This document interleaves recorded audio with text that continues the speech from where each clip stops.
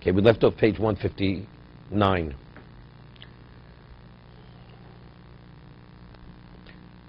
We'll just start the Mechaber again. Chodesh tzarich lechol. Person's not well and he has to eat on Yom Kippur. Im yesham rofei boki. If there's a doctor who's an expert, who can make the evaluation, meaning to determine whether he has to eat, whether he should eat, or he must eat, or he should not. Even if he's a non-Jew,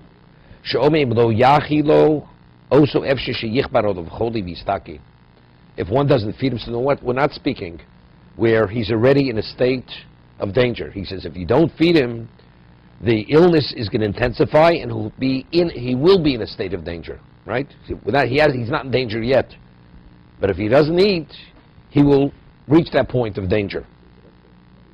Even Efsher, nobody knows for sure.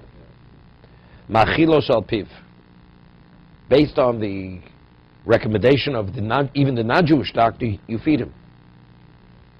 And it's understood. He says he will die. He will die. Not only be in the state of danger, he will die. Definitely. We have the Raisa says in Yuma, you have a cave-in, and it looks pretty much 99% no survivors.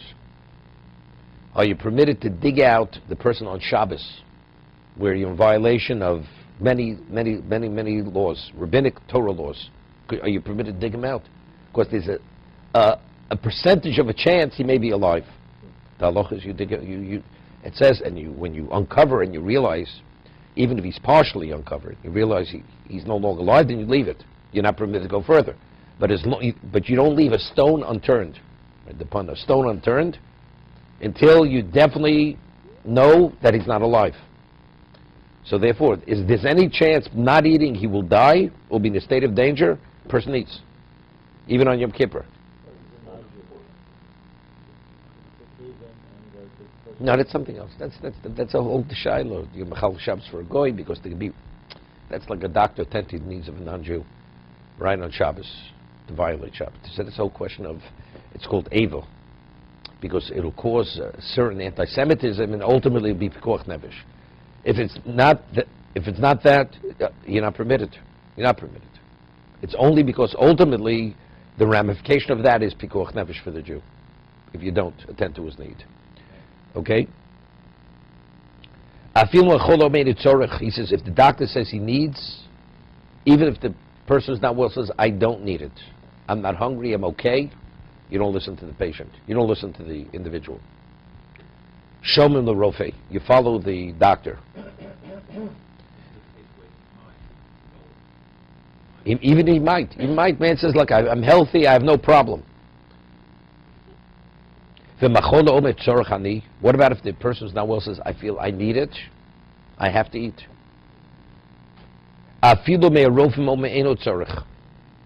Even if 100 doctors say he doesn't need, you listen to the person who's not well. See, let's say you have a person who's a hypochondriac, right? And he feels that if he doesn't, whatever it is, he doesn't eat, he'll die on Yom Kippur. That's not reality. It's not reality. So maybe if you have a person who's older, that worry can actually set off certain things, right? But a young person, he's not going to have a heart attack. Nothing's going to happen to him, you know, and he's not going to do anything to himself. So there's no question it's not justified for him to eat. Here we're talking about there is a problem. There is a problem. There is a health problem. The question is, how serious is the health problem? The doctors make an evaluation. It's not as serious as it looks. The man says, it is. I feel it's serious. So because there is a basis to be concerned, and we needed the medical evaluation. They said no, he says yes. Then you listen to the patient. What about, there's no basis even to be concerned. The person's the hypochondriac, or he's hyperventilating on a problem.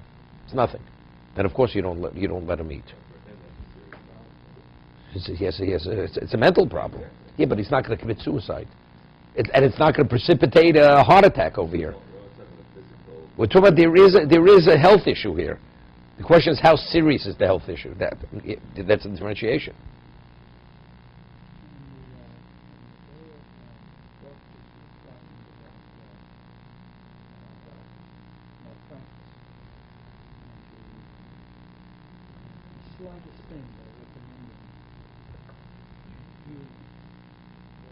No, but he was going the other way. If, even if the patient says no, you listen to him. So that's similar to what we discussed yesterday. Right? You go to a doctor and he's not that observant. He doesn't respect his own religion or doesn't value it sufficiently. So do you go seek out his medical evaluation regarding whether it's considered permitted or not? Of course you don't. Right? The man doesn't respect Allah. So something similar. If this person, you suspect that he's only running the tests because of malpractice. No, sometimes a person has a relation with a doctor where you could ask the doctor. Right? You could ask the doctor what the reality is. I mean, some doctors have no scruples on any, no conscience. They'll bill it to the hilt, you know, as long as they're not going to be prosecuted. They'll do it. We're not talking about Florida. Because there's a customer living in an environment with an extremely risky person. Why do I need to bring on a problem with a potential lawsuit? I'll just rule, take the test. Maybe that's the reason why, if a woman's in her whatever month, they say, you have to be hydrated. Because if, God forbid, the woman should miscarry, there may be a lawsuit against it. Maybe that's why they tell them. You're right. But we know factually it's not a problem. Because 99.999% of people, even if they don't drink any kipper, they don't miscarry. One's a doctor in this environment. Why does one need to be involved in a lawsuit? Take over the energy and everything. You know what I'm going to do? I'm just going to be extremely conservative in my recommendation. If I see the slightest... But let me ask you a question. If you have an observant doctor, we're talking about a Yori Shamayim. But again, so then he can't be trusted. Then the doctor can't be trusted. Then that medical opinion cannot be is not sufficiently reliable. No, speaking where it's reliable. If the person is reliable, then yes. But if his decision is in question, you can't trust it. That's where the doctor. You're right. Where it's a reliable opinion. It's irrelevant what the doctor says. Irrelevant what the doctor says. But I'm saying even there has to be a basis of concern. The doctor's ruled the concern is not as serious as the patient thinks. It doesn't make a difference. The patient feels he has to. You follow what the patient feels. There was a case where, and it's not simple. When are you permitted to, let's say, do a certain... See, it's a 60 to 40 chance the person is going to die on the operating table. You're permitted to operate.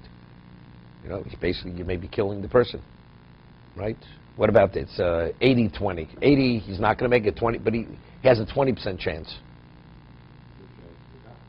It does, but still, you can't kill the person, right? He'll still live whatever, so many weeks or whatever it is. The operation, he may die immediately under the knife. No, because there you're killing the person. It's not what. No, you would. It's not. But it's not. You would apply, Rove. You would apply. Why not? No, that's why you're not permitted. That's why you're not. You're right. You're exactly. No, but there you're not killing anybody. You're not doing anything. There, did I violate Shabbos? Did I not violate Shabbos? Here, you may be killing the patient. You're not permitted to kill a person because you may be saving him. Right, but factually, based on the percentages, you're killing the man.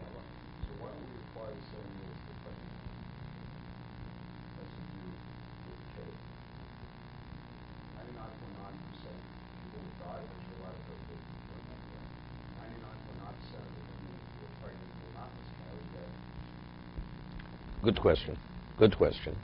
So, we differentiated, and we spoke about this over the years. There's two types of robes. There's a ruba de isa kaman, there's a ruba de lesa kaman. Why are you permitted to drink milk? Maybe the animal has some kind of internal defect, and the milk is coming from an animal that's a trefa. So we say because the majority of animals are not. They don't have these internal defects. Meaning, if I have in my presence situations where I have the problem, the question is this the problem or not? That is a different situation. But if it's not even to be concerned, it's like, I don't even worry about these things. Here, the cave-in is, factually, in this situation, the man may be alive. Here, there's no reason even to be concerned. Well, but I heard it happens. He's distinct from the Right. case as a lone case. He's a case, not a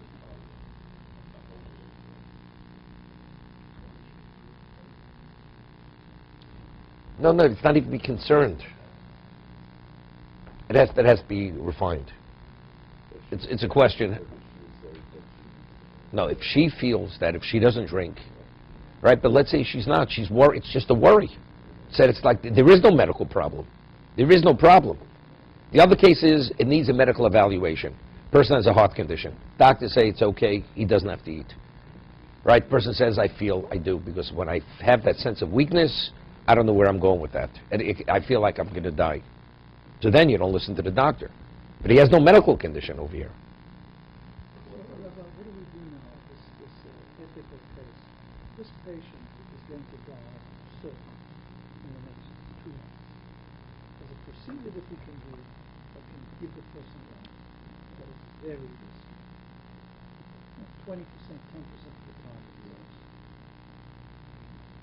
But and the patient wants it, and the family wants it. Doesn't make a difference. Because otherwise the end is certain. Okay.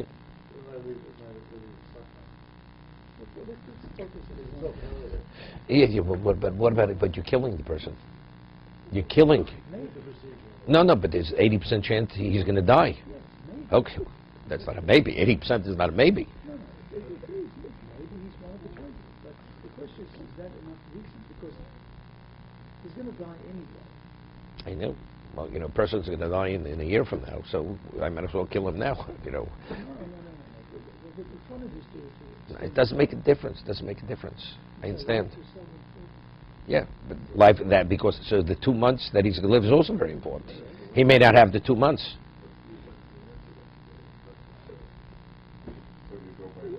There's no, I mean, you have to ask a shayla, but no, they don't die from the chemo. They don't die from the chemo. Yeah, I understand they die, but yeah. That's not a direct.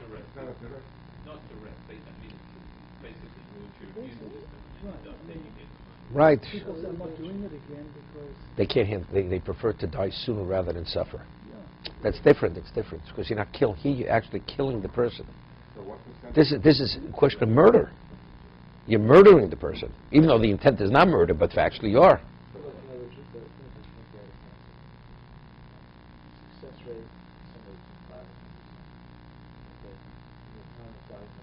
Okay. They fought, but they don't die from the operation. They don't die from the operation. No. It can be a direct. It's questionable whether it's the end life, okay? 6 months, 12 months, whatever, but the end is clear. Therefore, what is one thing? There is a curative rate. There's a curative rate. No, but that's not the reason. I understand. No, but that's not the reason. They're not comparable. Not comparable. Because the surgery doesn't shorten the life. Let's say it doesn't shorten, doesn't lengthen. What did you do wrong? Right? Nothing. So that's fine. It's fine. Right? The question is if the surgery is the surgery could be But in most cases it doesn't. The person doesn't die because of the surgery. So if it doesn't, so there's not a problem. I think 80% of people don't make it to the surgery. Like his heart operation, the open heart operation.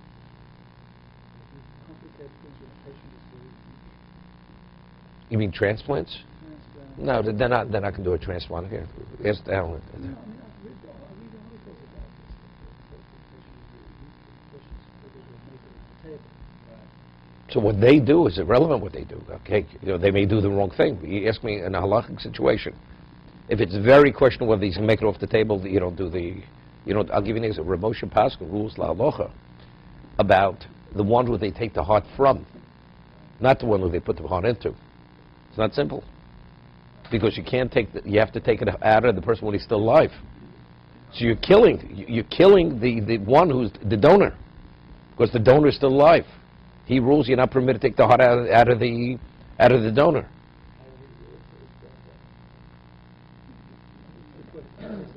No, brain death is life. Brain death is life. Till the heart stops beating, that's life. Machlok between who? Between David Lobel and Reb Shlomo Zalman and Reb Elyoshiv. No, I know, but I'm giving you an example. That's the extent of the argument, whether it is or not. You know what I'm saying? The ones who argue with those who say it is, you don't. What the doctors do, they take it out of. Your issue is that they call you. There's a heart available. Yeah, they have endless people on the list. They take it out. Okay, do you want it? Don't you want it? Okay. It's irrelevant. It's irrelevant. It's irrelevant. Right? No, you're not the one who's actually taking it out. They're taking it out regardless. Right? You don't want it, they'll give it to someone else. So it's not even grumma. It's not even indirect cause. Because they have endless people waiting on a waiting list. Even though it's wrong the way they took the heart out, even though it's halakhically against halacha to take the heart out the way they did, you don't care because it's nothing to do with you. Has nothing with you benefiting from something, from an organ that was taken out illegally. Okay, so therefore what? Doesn't mean to say. So now you're in a state of, to kill a person with pikuach nefesh, you can't take a life to save a life. Here the life has been taken. So now could I benefit from something that something wrong was done to bring it about? There's nothing wrong with this. Pikuach. Someone steals money and donates it to yeshiva somewhere. Something else. First we deal with pikuach nefesh. Can I ask you a question? A person's starving to death, and you have to steal to. Wait a second, Ernie. You ask a question, you have to listen to the answer. You want to get caught up in your emotion, get caught up in your emotion. Okay? Person's starving to death, and he has to steal to live, otherwise he definitely die. Are you permitted to steal the piece of bread? You're permitted to steal the piece of bread. Yeah? Yeah, but then you have to be owed. No, so there's a question of reimbursement is a separate discussion. You have to reimburse, you have to compensate the person you took the bread from when you have the means to repay it. But the man says, I will not give it to you. It's irrelevant what he says. You're permitted to take it even against the man's will, if you're going to die. Even if that person dies, No, it's not going to beat him to a pulp. You're going to kill him with... We're not talking about the Hashgacha field now.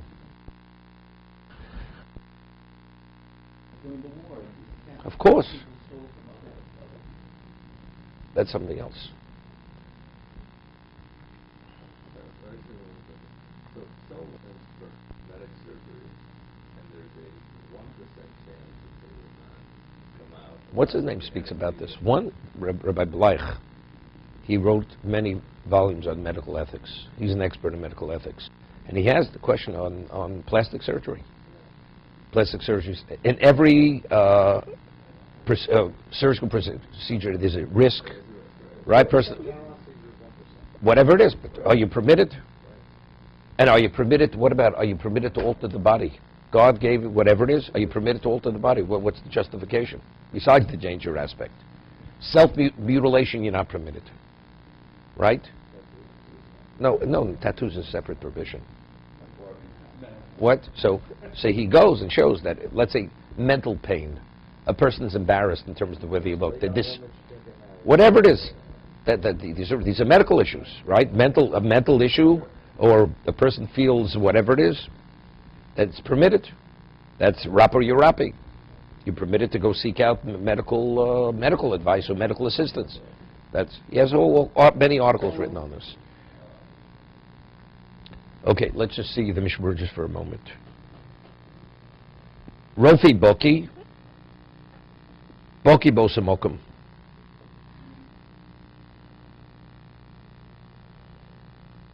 Vayin Leil Simin Shinchov Ches, if you the Hevi Shom Mechabe Das Mishum Globina Boki, El Kol Odem Cheskes Boki Ktsas. Lishof in the Fortune. Boki doesn't mean he doesn't have to have a medical degree. Let's say a person has experience in this field, and the person feels you could even ask somebody else's advice. Person says, look, I've seen it, I've been around enough, this seems to be a serious problem. Right? Mother with a child, she knows if the child's running a certain level of fever, she has to call the doctor, finish. Right? What, she has to hear it from the doctor, you permit it to violate Shabbos? You don't have to hear it from the doctor. Based on the person's experience in life, you know this is a serious situation. But the person has to have some sense of understanding that it's a serious moment.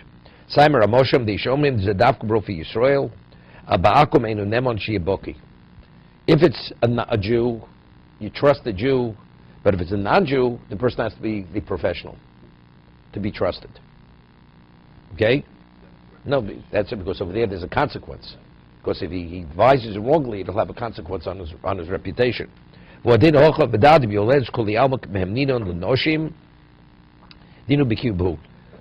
when it comes to this area, women who've been through pregnancies, or you have a midwife, or whatever it is, women are experts in this area, even though they're not medically qualified to be considered.